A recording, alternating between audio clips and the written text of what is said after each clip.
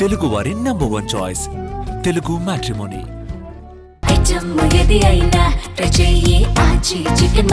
ఆచి చికెన్ మసాలా. వివేకాది ఆత్మహత్య, సిబిఐకి అంతు చెక్కని మిస్టరీగా ఈ కేసు మిగిలిపోయిందా?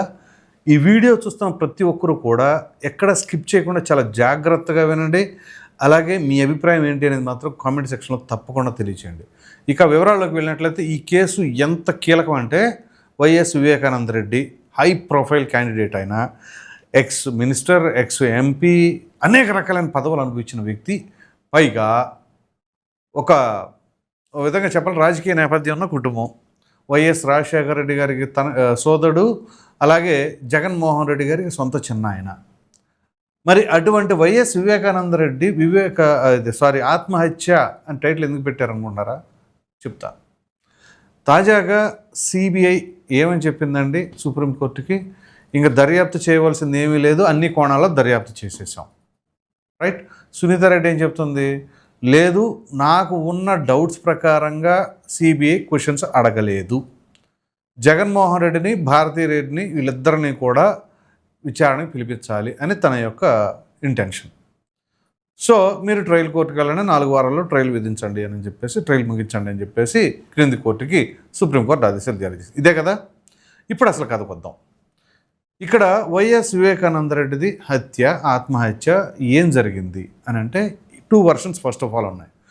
ఇందులో ఒక వర్షన్ అంటే జగన్మోహన్ రెడ్డికి అభిమానించే వాళ్ళు, ఆయనకు అనుకూలంగా ఉండేవాళ్ళు మాట్లాడుతున్నది ఏంటి?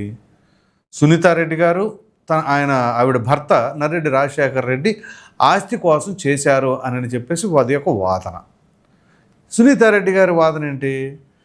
ఇదిగో రాజకీయాల కోసం నా తండ్రిని హతమార్చారు అని చెప్పేసి ఇక్కడ సునీతారెడ్డి కావచ్చు, షర్మిల కావచ్చు, వీళ్ళిద్దరితో ఈ వర్షను.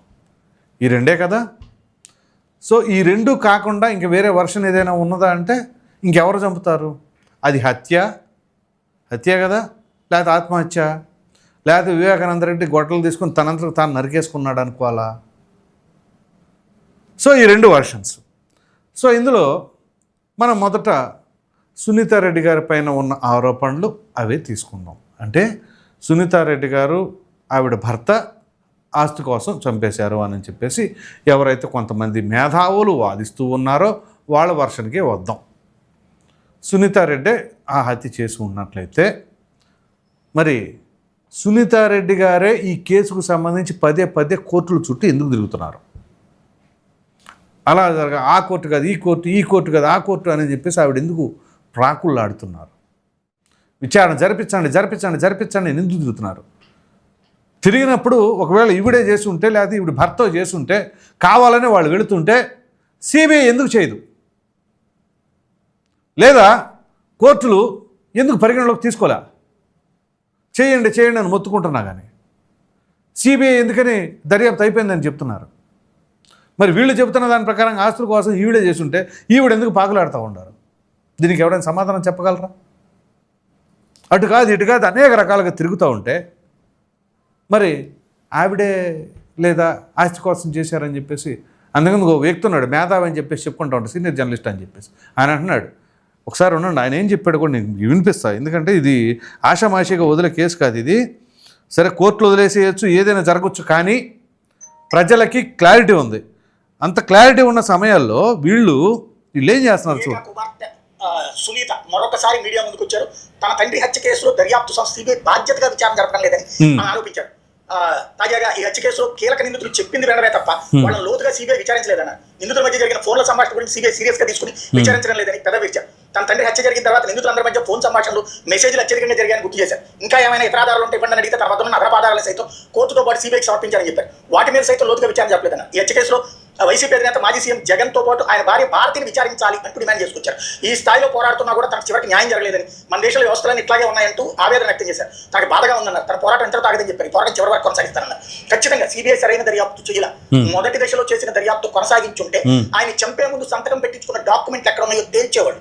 అదే సందర్భంలో ఎందుకు చంపారు అంటే ఆ డాక్యుమెంట్ల కోసమే అన్నప్పుడు ఆ డాక్యుమెంట్లో ఏముంది అంటే ఆస్తి ఎవరికి రాశారు అంటే ఆయన పెళ్లి, ఆయన బిడ్డ, ఆయనకు పుట్టిన బిడ్డ, ఆయన మతం మార్చుకోవడం, ఈ లెక్కలన్నీ వచ్చి అవన్నీ బయటికి రాకూడదు. అదంతా ముందు ఛార్జ్ షీట్ లో పెట్టి రెండో దర్యాప్తుకు వచ్చేటప్పటికి ఫస్ట్ సుధా సింగ్ దర్యాప్తులో అది వచ్చి ఆ తర్వాత రామ్ సింగ్ దర్యాప్తు దగ్గరకు వచ్చేటప్పుడు పక్కన పెట్టి చేయడం అనేది ఖచ్చితంగా దుర్మార్గం. ఖచ్చితంగా దుర్మార్గం. ఆస్తుల కోసమే జరిగింది. ఈయన చెబుతున్నది, ఈ మేధావి చెబుతున్నది ఏంటి అంటే ఆస్తుల కోసమే జరిగింది. ఆస్తుల కోసం జరిగినప్పుడు ఆ హత్య జరిగిన తదనంతరం పోస్ట్ మార్టం చేయాల్సిందే అని సునీతారెడ్డి ఎలా కూర్చున్నారు అక్కడ? వీళ్ళు ముందు మట్టి చేసేద్దామని చెప్పేసి ఎక్కడికక్కడ కట్లు కట్టేసిన వాళ్ళు, కానీ పోస్ట్ మార్టం చేయాల్సిందే అని పోరాడింది ఎవరో? సునీతారెడ్డి. మరి వాళ్ళే చేసి ఉంటే, ఆస్తుల కోసం జరిగి ఉంటే, ఈయన చెబుతున్న వర్షన్ అదే కదా, మరి పోస్ట్ మార్టం చేయాలి అని ఎందుకు మొత్తుకుంటున్నారు? ఈవిడ అడిగితేనే కదా అప్పుడు ఆ విషయం బయటపడింది. ఇంకా చూద్దాం. తర్వాత నిందితులందరూ తప్పించుకుంటారు. ఎందుకంటే నిందితులే మళ్ళీ అప్రూవల్గా మాత్రం ఎట్టగా నడుస్తుంది ఇక్కడ ఇందులో, కాబట్టి ఖచ్చితంగా తప్పించుకుంటారు. దాసగిరి గురించి జగన్ కి భారతికి ఒరిగేది ఏం లేదు. వివేకానంద రెడ్డి మర్డర్ చేస్తే ఆయన ఆస్తి ఎవరికైతే రెండో భార్యకి రాస్తున్నటువంటి ఆస్తి కుటుంబానికి చెందుతుంది, జగన్ కి చెందదు. అదే సందర్భంలో వైఎస్ఆర్ కాంగ్రెస్ పార్టీని వివేకానంద రెడ్డి పీక్ పోతాడు, లేకపోతే ఎంపీ పదవి ఆపుతాడు, ఇవన్నీ కూడా మనం సృష్టించుకునే కథలు తప్పించి మరొకటే లేదు. ఎందుకంటే టికెట్ ఇచ్చినోడు అవినాష్ రెడ్డికి, జగన్ టికెట్ ఇచ్చినోడు అవినాష్ రెడ్డికి ఎప్పుడు ఇచ్చాడు? 2014లో ఇచ్చాడు. అవినాష్ రెడ్డి గెలిచాడు. 2014లో అవినాష్ రెడ్డికి ఇవ్వడానికి కారణం ఏంటి? వివేకానంద రెడ్డి కాంగ్రెస్లో ఉన్నాడు అప్పుడు, ఆయన వైసీపీలోకి రాలా, అందుకని అవినాష్ రెడ్డికి ఇచ్చాడు. ఆ తదనంతరం 2014 తదనంతరం, ఎన్నికల తదనంతరం వివేకానంద రెడ్డి వైసీపీలోకి వచ్చాడు. వచ్చిన తర్వాత 2017లో ఆయన ఎమ్మెల్సీగా నిలబెట్టి ఓటమి చేసేలాగా చూసింది ఎవరు? వాళ్ళు కాదా? ఇవన్నీ మనకు కావాల్సినట్టుగా పక్కన పెట్టేసి ఎంపీ సీట్ కాదంట, ఆస్తేనంట ఈయన చెప్తున్నాడు. ఆయన తరపున ప్రచారం చేసినప్పుడు వివేకానంద రెడ్డి చంపాల్సిన అవసరం అవినాష్ రెడ్డికి ఉంటుంది, జగన్మోహన్ రెడ్డికి ఉంటుంది. ఎందుకంటే వాళ్ళిద్దరే ఆ టికెట్ జగనే అవినాష్ రెడ్డికి ఇచ్చాడు. ఇప్పుడు వాళ్ళు చంపారని ఎవరు అంటలేదు కదా, అనుమానం కింద చెప్తున్నారు. ఇంకా జగన్ ఆయన కాపీ వివేకానంద రెడ్డికి ఇస్తాడు, అవినాష్ రెడ్డి మర్డర్ చేయాలా? లేకపోతే ఆయన వైఎస్ఆర్ కాంగ్రెస్ పార్టీ లాగేసుకుంటాడని చెప్పి భయపడే అంత అమాయకత్వం జగన్ దగ్గర ఉండదా? మర్డర్ జరిగింది ఖచ్చితంగా ఆస్తికి సంబంధించిన ఉదంతం. ఇది ఖచ్చితంగా ఆస్తికి సంబంధించిన ఉదంతం అంట.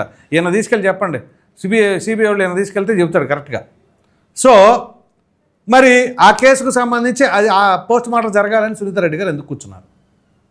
ఓకే, ఆస్తి గురించి అనుకుందాం. ఇది ఈయన చెప్పిందే కరెక్ట్. పోనీ ఈయన కంప్లీట్గా వైసీపీ వాళ్ళు లాగా చెప్పేస్తున్నాడు కదా, పోనీ అది కూడా కరెక్టే అనుకుందాం. అది కరెక్ట్ అనుకున్నప్పుడు 2019 అధికారంలోకి జగన్మోహన్ రెడ్డి రాగానే ఏం చేయాలి? సిబిఐ కాదు మేమే ఆ కేసుని దర్యాప్తు చేస్తామని చెప్పేసి రాష్ట్ర పరిధిలోకి తీసుకున్నది వీళ్ళేగా, మరి ఎందుకు దర్యాప్తు జరపలా? సునీతారెడ్డి చేసిందని ఆస్తి కోసం జరిగింది. పోనీ సునీతారెడ్డిని కూడా అంటలేతున్నాం, ఆస్తి కోసమే జరిగింది. ఆస్తి కోసం చేస్తే ఎవరు చేస్తారు? జగన్మోహన్ రెడ్డికి ఫుల్గా ఆస్తులు ఉండే అవసరంలా, ఇంకెవరు చేసి ఉండాలి? ఇండైరెక్ట్గా ఆయన చెప్తుంది సునీతారెడ్డి కదా. పోనీ అలాంటప్పుడు ఎందుకు పరిష్కరించలా? 1924 మధ్యలో వ్యవస్థలన్నీ చేతిలో పెట్టుకొని కనీసం దానిపైన ఎందుకు ఎంక్వైరీలు చేయలే? ఆ కేసుకు సంబంధించి ఎందుకు జరిపించలా? పురోగతి ఎందుకు లేదు?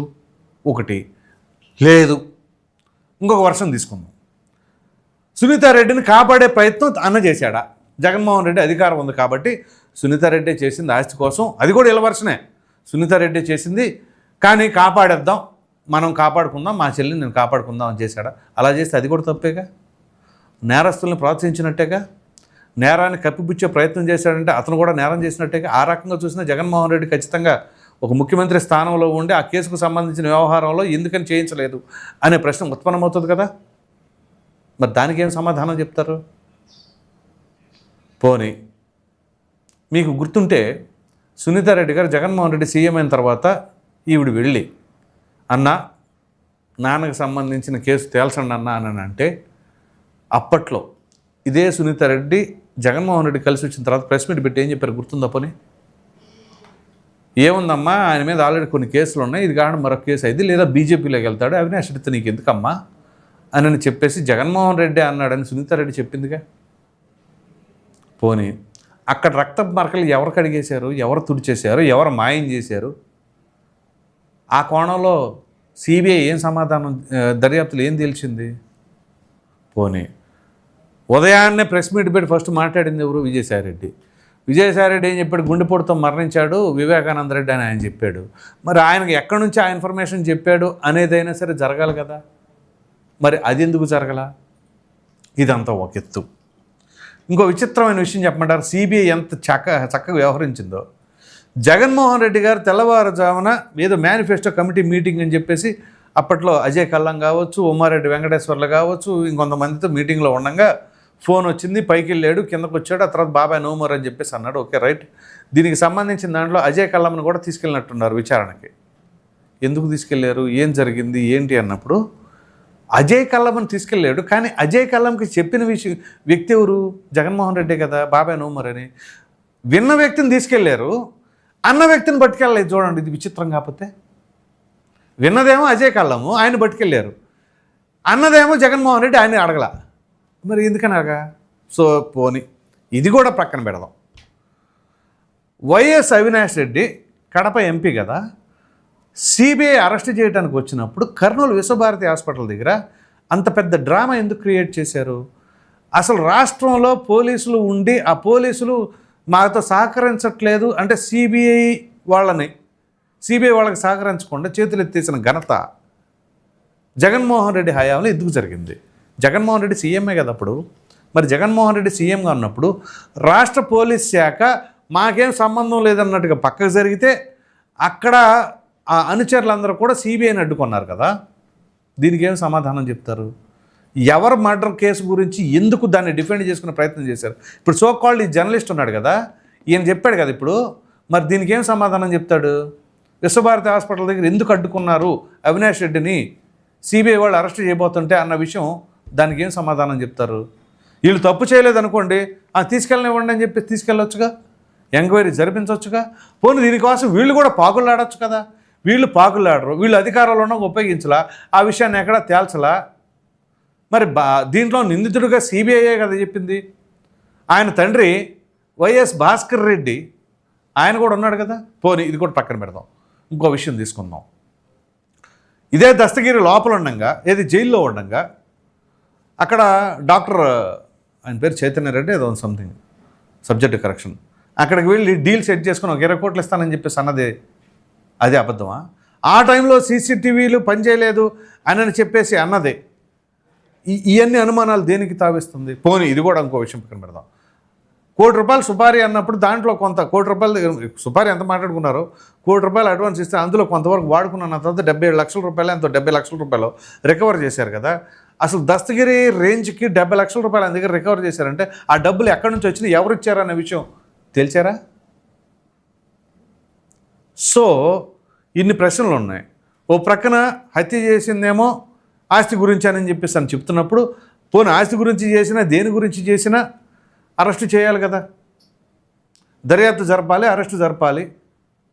మరి అవేవి జరపలా. ఎందుకు జరపలా అంటే చెల్లిని కాపాడే ప్రయత్నం చేసి నిందితులకు అండగా ఉన్నాడు జగన్మోహన్ రెడ్డి. పోనీ ఆ వర్షంలోకి వస్తే. సో ఇలా అనేక రకాలుగా ఎటు చూసుకున్నా అంటే ఇక్కడ డబ్బు, అధికారం లేకపోతే ఇంకేదన్నా నడుస్తుంది. హత్యలో ఏదైనా సరే నడుస్తుంది. వ్యవస్థలో అంత దుర్భరంగా తయారైంది. సిబిఐ అనే పదం నిజంగా వినటానికి ఇరిటేషన్ వస్తుంది. ఒక కానిస్టేబులో, ఒక ఎస్ఐయో ఒక పోలీస్ స్టేషన్ పరిధిలో దర్యాప్తు నిర్వహిస్తే ఇమ్మీడియట్గా బయటకు వస్తాయి ఆ అంశాలన్నీ కూడా. సిఐ శంకరయ్య ఆయన హయాంలోనే, ఆయన సమక్షంలోనే ఆ రకంగా రక్తమార్లు అన్నీ ఎక్కడికక్కడ ఇచ్చేసేసారని చెప్పేసి అని వస్తే ఆయనకు బ్రహ్మాండమైన పదోన్నతి కల్పించారు అప్పటి ప్రభుత్వం. ఇప్పుడు ఆయన డిస్మిస్ అయ్యాడు అనుకున్నది, అది వేరే విషయం.